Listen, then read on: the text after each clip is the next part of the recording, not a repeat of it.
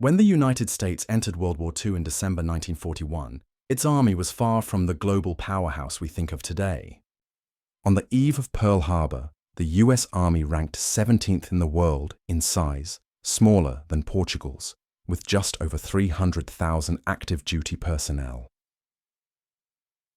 It was an army in transition, still relying on World War I-era equipment and doctrine.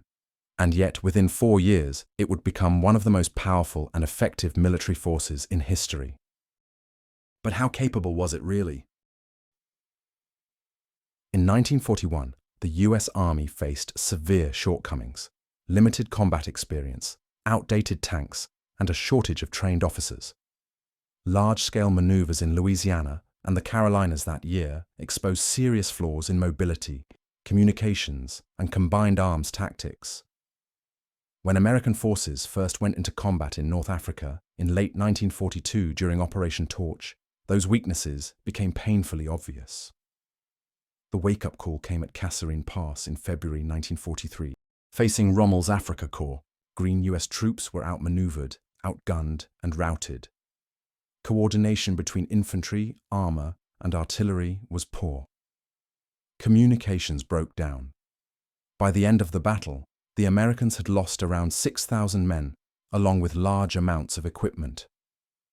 It was a humiliating defeat, but one that forced rapid change. After Kasserine, new commanders like General George S. Patton and Omar Bradley implemented stricter discipline, better training, and more aggressive tactics. Just weeks later, at the Battle of El Guetar, US forces showed marked improvement, repelling repeated German counterattacks. The Americans were learning, and fast. This progress carried into the invasion of Sicily in July 1943. Patton's 7th Army famously raced across the island, outflanking German and Italian defenders and seizing Palermo ahead of schedule. It was a sign that the US Army was growing into a modern, mobile, and adaptable fighting force. By June 1944, the US Army was ready for its biggest challenge: D-Day. American forces stormed Omaha and Utah beaches under withering fire. At Omaha in particular, the first waves suffered heavy casualties, but the troops pushed inland, securing the beachhead by day's end. The real test came after the landings. The hedgerows of Normandy turned every field into a fortress. American units adapted by developing Rhino tanks fitted with steel tusks to smash through bocage. In late July, Operation Cobra broke the stalemate. With massive air bombardment followed by concentrated armored thrusts, US forces smashed through German lines and began a lightning advance across France. This was the US Army at its operational best: fast-moving, coordinated, and relentless.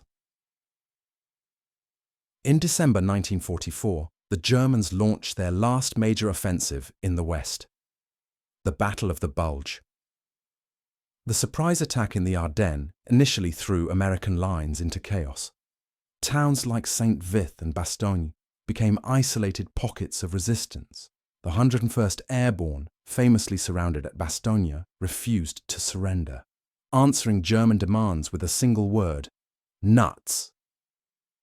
Within weeks, the US Army regrouped, counterattacked, and closed the Bulge. Despite bitter cold, supply shortages, and heavy casualties, the Americans absorbed the blow and ended Germany's ability to launch another major offensive. While often overshadowed by the Marines in public memory, the US Army fought some of the toughest battles in the Pacific. In the Philippines, General Douglas MacArthur's forces waged a brutal campaign to liberate the islands. The Battle of Leyte in late 1944 involved massive amphibious landings, jungle warfare, and coordination with the US Navy's largest naval battle of the war. In New Guinea, US Army troops fought in dense jungles, enduring tropical diseases, supply shortages, and relentless Japanese resistance. On Okinawa in 1945, Army units took part in the bloodiest battle of the Pacific, with over 12,000 American dead. A grim preview of what an invasion of Japan might have cost. By 1945, the US Army had transformed into a highly capable, well-equipped, and logistically unstoppable force. Its strengths included industrial might, unmatched production of weapons, vehicles, and supplies. Logistics, the ability to keep armies supplied across 2 oceans. Adaptability, learning from defeats like Kasserine and turning them into victories. Air-ground coordination, using overwhelming firepower to shape the battlefield. However, it wasn't perfect. Compared to German and Soviet forces, US divisions sometimes lacked small unit tactical finesse early on. American tanks like the M4 Sherman were mechanically reliable, but often outgunned by German Panthers and Tigers. Success often relied on massed firepower, artillery, and air support rather than tank-to-tank superiority. The US Army in World War II was not the most tactically sophisticated force in every engagement, but it was the most strategically capable. It could fight and win on multiple continents, sustain massive offensives, and recover from setbacks.